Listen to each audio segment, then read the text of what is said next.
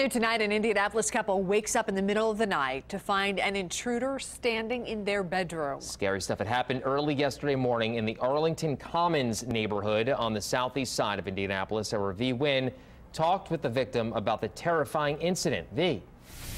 Phil and Brooke, the 68-year-old victim, the husband did not want to go on camera, but did tell me he and his wife are traumatized by what happened. According to a police report, the suspect may have gone into the house by using a garage door opener that was left in the couple's car.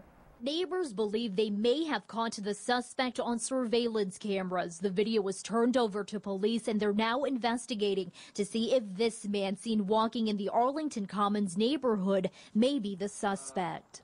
We caught the guy walking by about 4:15 in the morning, and then also caught the getaway car a little bit later on when they came to pick him up. Wesley Curlin moved into the neighborhood about 2 years ago and installed the cameras to protect his home. You know, I like having a close neighborhood like this. When I moved in, it was nice and quiet and everybody got along. And I like to keep it that way, keep everybody safe and everybody with peace of mind. According to a police report, his neighbors down the street woke up to find a man standing in their bedroom. Christy Poley cannot imagine what her neighbors had to go through. To think someone could come while we're asleep to take everything, it's pretty scary. The 65-year-old female victim told police the man was holding her laptop and jewelry box. The report shows she told the man to get out. He told her to stay there and she wouldn't get hurt. The man went into the living room, and that's when the husband grabbed a flashlight. He's going to try to protect his wife, so I guess he hit him in the back of the neck with a flashlight. He dropped her jewelry and took off. But that's scary because it could have cost him his life, too.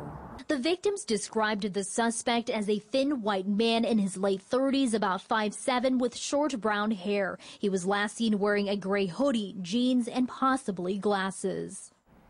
Now, the neighbor who installed the cameras told me his family had an incident just a couple of days before Halloween. Someone broke into their shed and took a bunch of equipment, which is why he added even more cameras. In the newsroom, V. Nguyen, 24 Hour News 8.